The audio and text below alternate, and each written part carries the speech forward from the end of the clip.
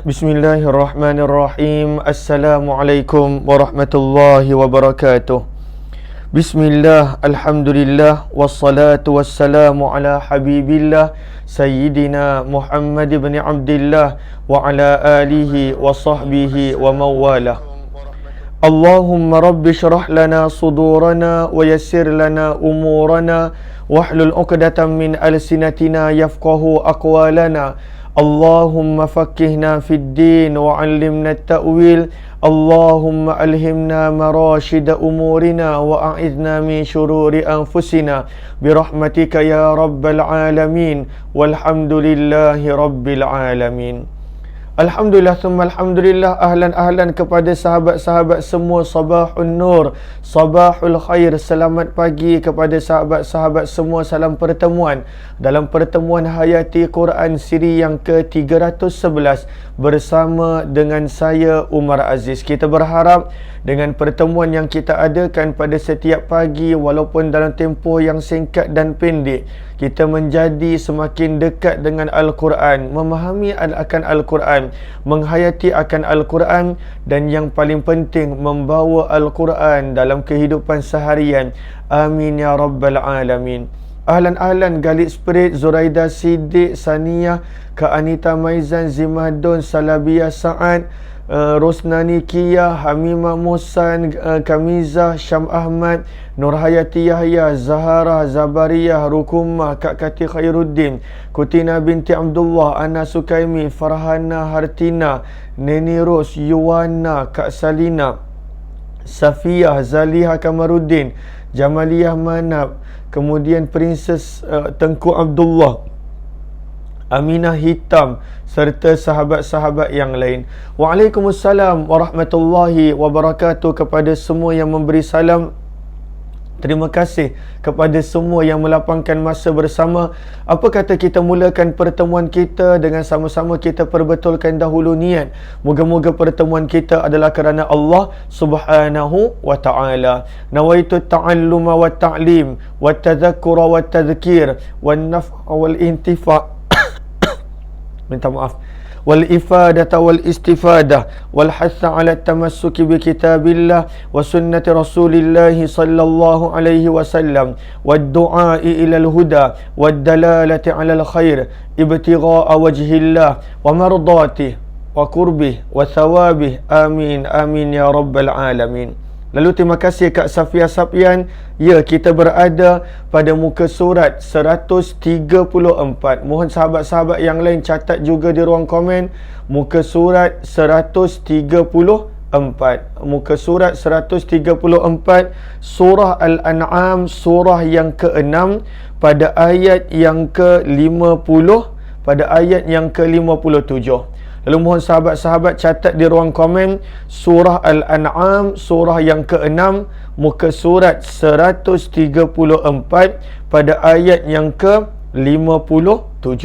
Lalu semalam kita minta maaf kita tak dapat buat hayati Quran, maka pagi ni kita mohon sahabat-sahabat catat di ruang komen supaya Allahumma salli ala Sayyidina Muhammad. Pada waktu itu ramai yang tahu. Ahlan kepada sahabat. Saya nampak ada yang kata suara saya putus. Bagaimana suara saya? Adakah suara saya jelas? Mohon maklum balas, adakah suara saya jelas ataupun tidak? Mohon maklum balas daripada sahabat-sahabat. Adakah suara saya jelas ataupun putus-putus? Lalu ada yang kata lain tak comel, sangkut-sangkut. Bagaimana yang lain? Ahlan. Bagaimana Safi? Lain kita? Okey, kejap saya tengok line saya. Line sangkut-sangkut. Allahumma salli. Suara tersekat-sekat. Terima kasih di atas maklum balas. Cuba sahabat-sahabat keluar dan masuk semula. Cuba sahabat-sahabat keluar dan masuk semula. Lalu jelas tapi putus-putus. Line sangkut-sangkut. Ramai yang kata line sangkut. Kita dah tukar wifi dah. Dah tukar kan? Suara putus-putus, DJB putus-putus, Penang clear, suara jelas kata Ummu Samah. Kak Salabiah kata suara terputus-putus.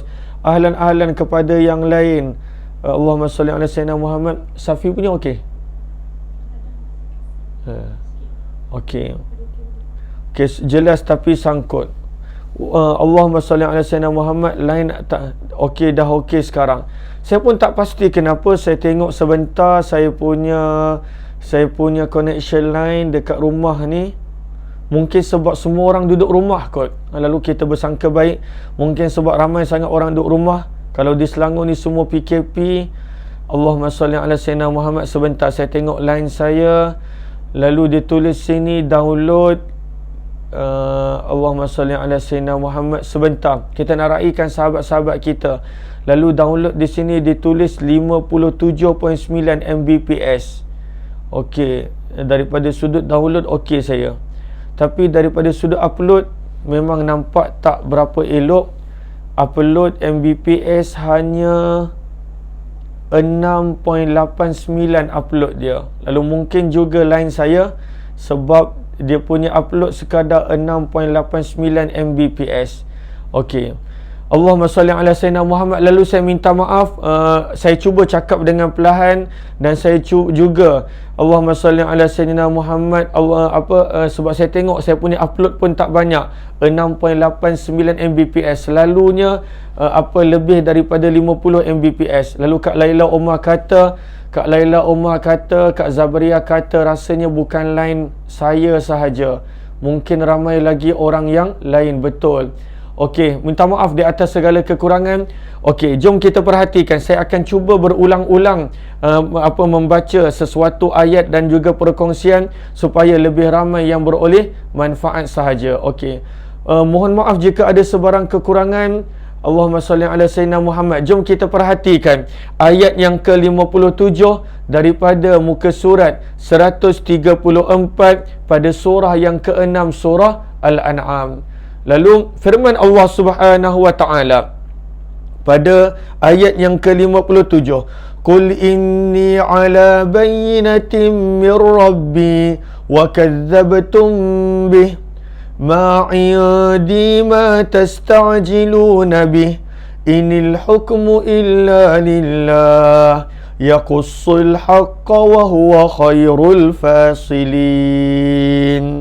Maka firman Allah Subhanahu wa taala pada ayat yang ke-57, bila kita lihat dalam tafsir Al-Wasit, maka 3 ayat yang berikut ini ada kaitan. Ayat apa? Ayat 57, ayat 58 dan juga ayat 59. Lalu 3 ayat ini mempunyai kaitan. Lalu harap sahabat-sahabat catat di ruang komen. Apakah ayat yang mempunyai kaitan? Ayat yang ke-57 1, ayat yang ke-58 2 dan ayat yang ke-59. Maka 3 ayat ini mempunyai kaitan. Apakah kaitan dia? Kalau kita perasan pada ayat yang ke-56, lalu saya harap sahabat-sahabat tengok balik ayat yang ke-56. Pada ayat yang ke-56, bagaimana pada pertengahan ayat, kita baca daripada awal ayat 56, firman Allah, Qul, katakanlah wahai Muhammad, inni sesungguhnya aku, nuhitu dilarang daripada menyembah akan sembahan dan Tuhan yang kamu seru selain daripada Allah. Kemudian pada pertengahan ayat 56, firman Allah Subhanahu wa taala, Qul, katakanlah wahai Muhammad, la attabi'u ahwa'akum, aku tidak akan mengikut akan kehendak, keinginan dan nafsu kamu. Lalu ini kaitan dia.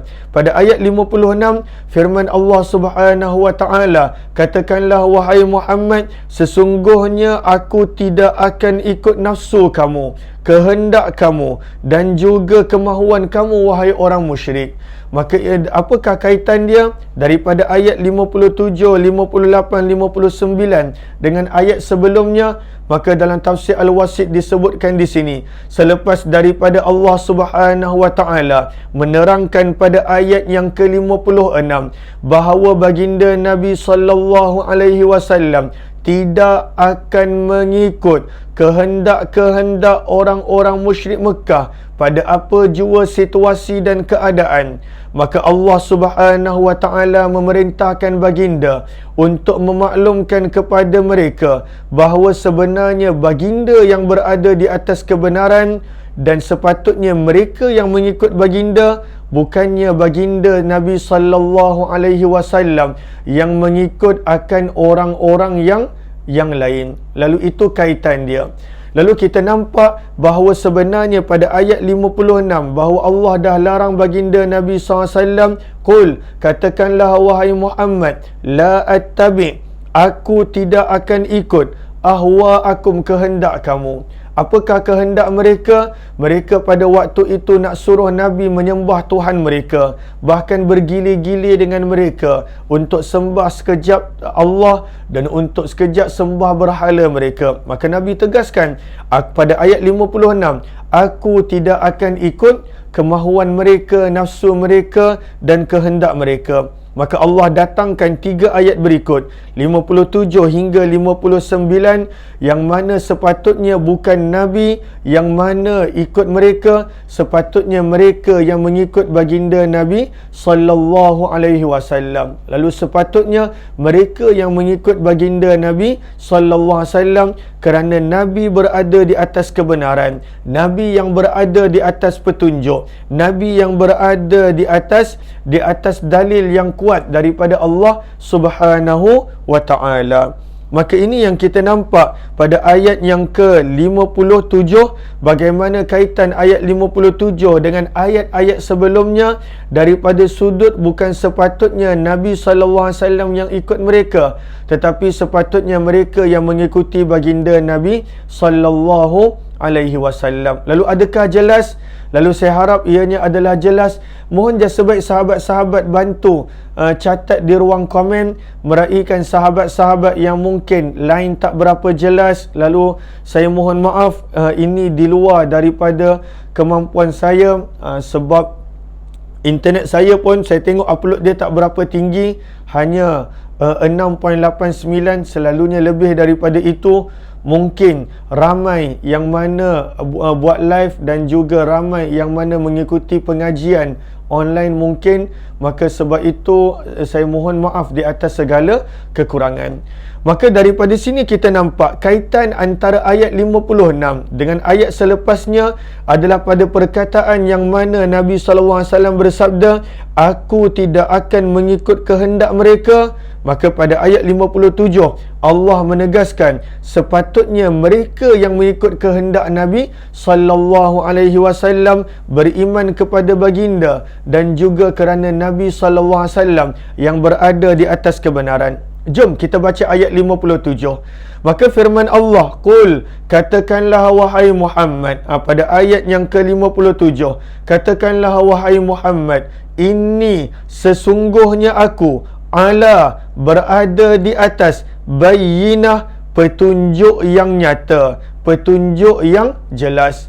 Maka di sini kita nampak bayyinah memberi makna jelas, bayyinah memberi makna nyata. Apakah yang jelas dan yang nyata? Itulah dia hujjah, petunjuk dan juga dalil yang jelas. Maka daripada sini kita nampak bahawa ketika mana pada ayat sebelumnya, ayat 56, baginda Nabi SAW dah tegaskan yang mana baginda Nabi tidak akan ikut kemahuan mereka, tidak akan ikut kehendak mereka. Kenapa? Jawapannya juga ada pada ayat 57, inni ala bayyinah, sesungguhnya baginda di atas petunjuk yang jelas. Lalu sepatutnya orang-orang musyrik yang ikut Nabi, bukan sebaliknya Nabi SAW yang kena ikut mereka. Maka sebab itu firman Allah, Qul, katakanlah wahai Muhammad kepada orang-orang musyrik Mekah, ini sesungguhnya aku ala bayyinah, berada di atas petunjuk yang jelas. Lalu bayyinah maksudnya jelas, maksudnya adalah nyata. Lalu daripada mana datangnya terjemahan petunjuk? Daripada mana datangnya terjemahan dalil? Daripada mana datangnya terjemahan-terjemahan yang lain? Datangnya itu daripada perkataan yang telah dihazafkan. Orang Arab biasa, mereka hilangkan perkataan-perkataan. Lalu jelas, apa yang jelas di sini? Dalam tafsir menyebut yang jelas adalah petunjuk. Satu, yang jelas adalah di sini maksudnya syariah. Yang jelas di sini maksudnya adalah agama yang dibawa oleh Nabi. Itu yang jelas.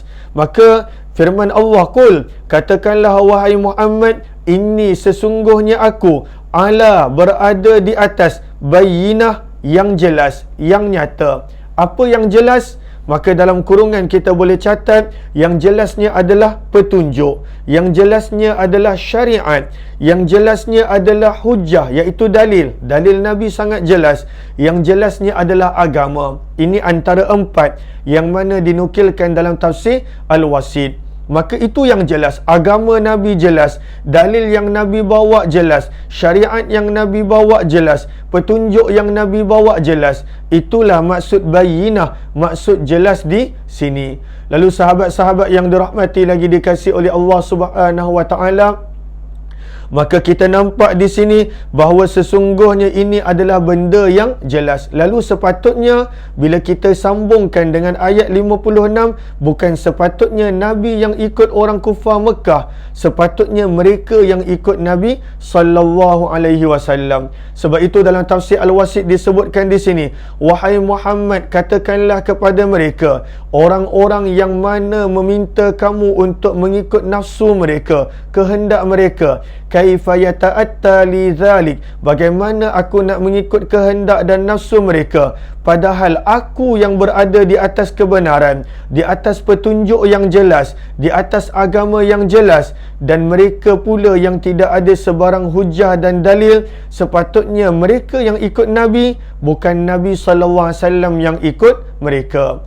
Maka daripada sini apa yang kita belajar? Pengajaran yang pertama, bahawa ketika mana kita berada dalam kehidupan dunia, yang mana kadangkala kita rasa kita bersendirian, kita berada pada jalan yang benar walaupun bersendirian, jangan ubah di mana kita berada apabila kita benar, walaupun sekeliling kita mengajak kita untuk mengikut kehendak mereka, untuk mengikut nafsu mereka.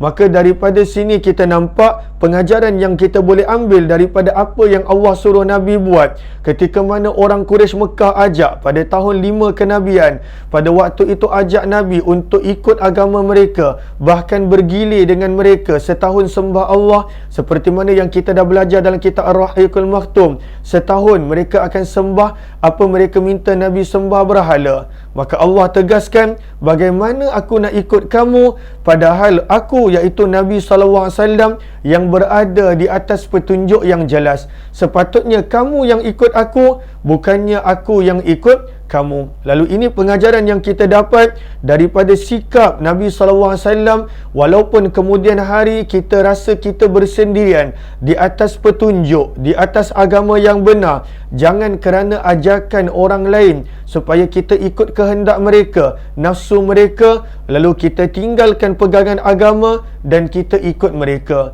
Bersendirian pada yang benar, Nabi SAW pun bersendirian pada yang benar. Pada waktu itu dipulaukan dan juga perkara-perkara yang lain. Kemudian firman Allah Subhanahu wa taala pada perkataan bayyinatin. Boleh take note di sini pada perkataan bayyinatin, yang mana terjemahannya adalah jelas, terjemahannya adalah nyata. Di situ ada tanwin. Maka tanwin ini kata para ulama tafsir adalah tanwin yang datang untuk makna ta'zim. Apakah maksud ta'zim? Maksudnya agung. Aku mempunyai agama yang agung, yang jelas lagi agung. Aku mempunyai petunjuk yang jelas lagi agung. Aku mempunyai syariat yang jelas lagi agung. Maka itulah yang kita nampak bahawa sebenarnya apabila manusia itu dia berada pada petunjuk, sebenarnya petunjuk itu adalah petunjuk yang agung. Al-Quran yang kita ada, petunjuk yang kita ada, sebenarnya adalah sesuatu yang agung. Lalu tanwin di situ memberi makna ta'zim, memberi makna hebat dan juga memberi makna agung. Kemudian firman Allah Subhanahu wa taala pada waktu itu menegur orang-orang musyrik Mekah. Firman Allah, qul, katakanlah wahai Muhammad, inni sesungguhnya aku ala berada di atas bayyinah yang jelas nyata. Apakah yang jelas? Dalam kurungan petunjuk, agama, syariat dan lain-lain yang kita telah sebutkan tadi. Kemudian daripada sini kita nampak bagaimana firman Allah Subhanahu wa taala mencela dan mengherdik orang-orang musyrik Mekah, yang mana apakah sikap mereka? Wa kadzabtum, wa dan kadzabtum, sedangkan kamu mendustakan, bihi, terhadapnya. Lalu daripada sini kita nampak walaupun dalil yang Nabi bawa itu jelas, hujah, petunjuk, agama, syariat yang Nabi bawa itu jelas, tetapi malangnya keadaan orang-orang musyrik Mekah. Apakah keadaan mereka? Wa di sini terjemahnya adalah waw haliyah. Apakah maksud waw haliyah di dalam bahasa Arab? Iaitu waw yang memberi terjemahan dalam keadaan, yang memberi terjemahan sedangkan. Itu waw haliyah. Dia tak memberi terjemah dan. Selalunya bila kita baca wa, terjemahnya dan. Tetapi ini adalah waw haliyah. Haliyah ejaannya adalah ha alif lam ya dengan ta marbutah. Apakah maksud waw haliyah? Dia menjadikan terjemahan berbunyi dalam keadaan, menjadikan terjemahan berbunyi sedangkan. Lalu bila kita baca wa kadzabtum bih, maka terjemahannya bukan dan, tetapi terjemahannya adalah wa, sedangkan, dalam keadaan, kadzabtum, kamu mendustakan, bihi, terhadapnya. Lalu daripada sini kita nampak bahawa walaupun yang Nabi bawa itu syariat yang jelas, walaupun yang Nabi bawa itu adalah hujah, dalil yang jelas, akan tetapi walaupun bayinah jelas, tetapi seseorang itu tidak akan beriman apabila dia mendustakan syariat Allah, apabila dia mendustakan petunjuk yang dibawa oleh Rasulullah. Maka di sini kita timbul soalan, kenapa orang musyrik tak beriman, orang musyrik Mekah, padahal Nabi SAW dah bawa bayinah sangat jelas, Allah dah berikan bayinah sangat jelas, tapi kenapa mereka tak beriman? Kerana sikap mereka yang kadzabtum, sedangkan dalam keadaan mereka mendustakan terhadapnya. Lalu bagaimana nak beriman? Ini pengajaran yang kedua. Apakah pengajaran yang kedua? Apabila seseorang itu walaupun dia berada di hadapannya dalil yang jelas, berada di hadapannya petunjuk yang jelas, kalaulah dia tak nak, kalaulah dia tolak, kalaulah dia dustakan, tetap petunjuk itu tidak memberi manfaat kepadanya. Lalu daripada sini kita nampak sikap orang-orang musyrik Mekah, walaupun dalil itu jelas, agama itu jelas, tapi apa sikap mereka? Wa kadzabtum, dan kamu mendustakan terhadapnya. Sebab itu mereka tidak beriman kepada baginda Nabi sallallahu alaihi wasallam. Maka pada waktu itu tidak beriman. Kenapa? Sebab mereka pada waktu itu mendustakan ayat-ayat Nabi sallallahu alaihi wasallam. Waalaikumsalam warahmatullahi wabarakatuh kepada yang bersama. Lalu mohon jasa baik untuk bantu share, bantu untuk kongsi, bantu untuk sebar luas, serta tag rakan-rakan yang lain. Lalu sahabat-sahabat yang dirahmati, pengajaran yang kedua yang kita dapat adalah pada perkataan wa kadzabtum bih, dan kamu mendustakan terhadap ayat-ayat Allah. Maka bagaimana nak mendapat manfaat daripada dalil yang jelas, daripada syariat yang jelas, sedangkan sikap kamu wahai orang musyrik Mekah, wa kadzabtum, kamu pada waktu itu mendustakan baginda Nabi sallallahu alaihi wasallam.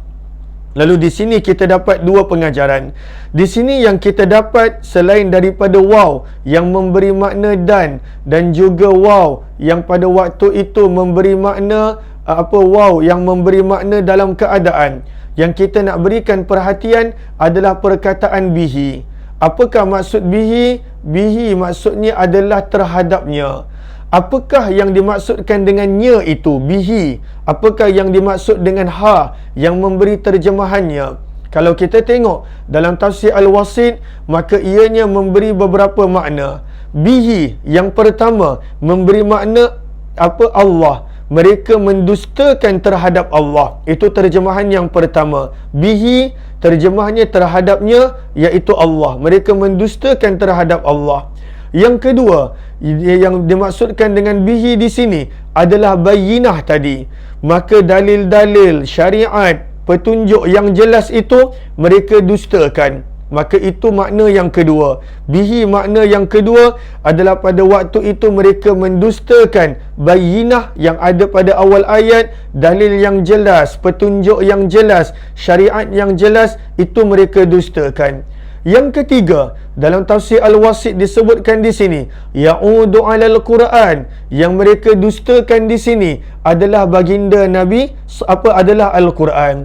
Lalu bihi yang ada pada perkataan wa kadzabtum, dan dalam keadaan kamu mendustakan terhadapnya. Apakah maksudnya di sini? Maksudnya di sini adalah yang pertama, mereka mendustakan Allah, ataupun makna yang kedua, mereka mendustakan petunjuk yang jelas tadi, ataupun makna yang ketiga, mereka mendustakan akan Al-Quran. Apabila manusia itu mendustakan akan ayat-ayat Allah, mendustakan akan Allah, maka bagaimana dia nak mendapat petunjuk? Lalu ini pengajaran yang kita dapat, dan inilah makna yang ada pada permulaan ayat 57. Lalu adakah jelas? Saya harap ianya adalah jelas. Lalu daripada sini kita nampak Allahumma salli ala Sayyidina Muhammad. Lalu saya bersetuju juga dengan kata Kak Laila Umar, mampu mendengar, nota banyak tersangkut-sangkut pula. Lalu mohon maaf. Lalu sebab itu kepada sahabat-sahabat yang tak tersangkut-sangkut, mohon sharekan nota di ruang komen, supaya pada waktu itu boleh membantu sahabat-sahabat yang lain. Terima kasih Kak Hafizah Hasan. Bihi maksudnya itu sama ada didustakan Allah, yang satu bayyinah, yang kedua dan juga yang ketiga Al-Quran. Ada tiga makna yang menjelaskan apakah yang dimaksudkan dengan nya bihi di situ. Adakah jelas? Lalu mohon maklum balas di ruang komen sebelum kita masuk pada bahagian yang lain. Adakah jelas bahagian pertama ini? Maka firman Allah, Qul, katakanlah wahai Muhammad, ini sesungguhnya aku ala berada di atas bayyinah yang jelas. Apakah yang jelas? Kita dah sebutkan beberapa maknanya sebelum ini. Daripada mana datangnya petunjuk agama yang jelas? Mir Rabbi, daripada Tuhanku Allah. Bukannya rekaan seperti mana yang kamu lakukan terhadap berhala. Namun, adakah bermanfaat petunjuk yang jelas? Tidak. Apabila mereka mendustakannya, maka tak ada manfaat. Sebab itu kita nampak di sini firman Allah, wa kadzabtum, dalam keadaan kamu mendustakan bihi, terhadapnya, sama ada maksudnya Allah, ataupun maksudnya Al-Quran, ataupun maksudnya adalah bayyinah. Lalu inilah yang kita dapat habiskan dalam tempoh 30 minit. Sedar tak sedar dah berlalu 30 minit di sini. Lalu kita dapat dua pengajaran pada hari ini. Yang pertama, kita dapat pengajaran bahawa sebenarnya manusia itu bila dia berada pada jalan yang benar, apabila orang lain ajak dia untuk ikut kemahuan mereka, walaupun dia bersendirian, kekal istiqamah di atas jalan yang lurus. Yang kedua, kita nampak daripada perkataan wa kadzabtum, sejelas mana pun pada waktu itu akan bayyinah yang dibawa, petunjuk yang ada, kalaulah manusia itu dustakan petunjuk tadi, maka sebenarnya pada waktu itu tetap tidak akan mendapat sebarang manfaat. Lalu di sini Allah terangkan mengapa mereka tidak beriman, kerana sikap mereka wa kadzabtum, yang mereka mendustakan akan ayat-ayat Allah Subhanahu wa taala. Lalu kita berhenti di sini. Insya-Allah esok kita akan sambung daripada perkataan ma indi ma tasta'jiluna bih. Insya-Allah kita akan sambung esok. Lalu minta maaf kerana apa lain sangkut-sangkut dan sebagainya. Ada tak yang ikut pagi tadi pada kuliah subuh? Ada tak yang ikut pagi tadi pada kuliah subuh? Kuliah subuh pagi tadi sangkut-sangkut tak? Mohon feedback daripada sahabat-sahabat. Kuliah subuh pagi tadi, adakah sangkut-sangkut? Lalu bagaimana? Kuliah subuh pagi tadi adakah jelas ataupun sangkut-sangkut juga? Lalu saya rasa kuliah subuh tadi tak ada masalah, sebab ramai orang yang mana pada waktu itu tak gunakan internet. Tapi sebab sekarang semua orang berada di rumah, Selangor sahaja dah ada berapa juta orang dan semuanya melayari internet, maka kebanyakannya. Lalu sebab itu sangkut-sangkut, saya minta maaf. Nanti kita cuba buat perkongsian waktu orang tak guna internet, sebelum subuh ke, kita buat perkongsian sebelum subuh. Moga-moga insya-Allah mendatangkan manfaat. Lalu saya tahu memang sangkut-sangkut, isteri saya maklumkan juga bahawa sangkut-sangkut, lalu saya minta maaf. Mudah-mudahan bermanfaat. Lalu saya ucapkan terima kasih kepada sahabat yang bantu share di ruang komen. Allahumma salli ala sayyidina Muhammad. Lalu Kak Nurhidah tanya, kuliah subuh dari FB Ummah Aziz. Ya, betul. Lalu kita dah mula kuliah subuh pagi tadi. Kita baca kitab Riyadhus Salihin. Bukan berterusan. Kerana kalaulah luar PKP saya ada program-program yang lain. Tapi kerana PKP kita ada kuliah subuh pada membaca kitab Riyadhus Salihin. Lalu kata Kak Habibah kita buat pukul 4. Lalu kalau pukul 4 insya-Allah kita usahakan untuk buat pada pukul 4. Lalu tak mengapa kepada yang ada program lain ikut.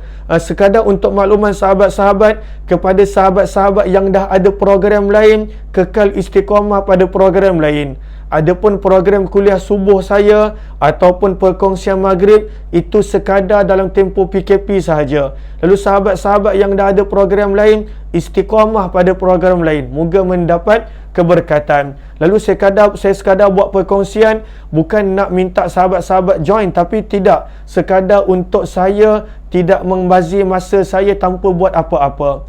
Lalu kalaulah ada sahabat-sahabat yang tak dapat bersama, istiqamah pada yang dah ada. Ramai yang kata subuh dah ada ikut pengajian lain. Silakan, jangan tinggal. Kerana itu pengajian yang dah istiqamah, pengajian yang mana dah ikut lama, pengajian yang dah istiqamah, sebenarnya yang penting adalah istiqamah. Tetapi daripada sudut apa-apa yang kita buat ini sebenarnya adalah sekadar perkongsian untuk saya jaga masa saya dalam tempoh PKP ini, supaya pada waktu itu masa saya tidak membazir pada benda-benda yang tidak perlu. Lalu kepada sahabat-sahabat yang kali pertama join, jemput untuk join grup Telegram Kuliah Ummah Aziz. Pagi tadi pun selepas kuliah subuh kita ada share satu perkongsian berkenaan tentang hayati Quran. Lalu mohon sahabat-sahabat untuk join Telegram Kuliah Ummah Aziz. Kepada yang kali pertama join, yang belum join, wabillahi taufiq wal hidayah. Assalamualaikum warahmatullahi wabarakatuh. Terima kasih Kak Laila, Ummi Naimah, Ummu Usamah dan juga sahabat-sahabat yang lain. Kita jumpa dalam perkongsian Syama'il Muhammadiyah nanti buat yang berkelapangan. Jazakumullahu khairan.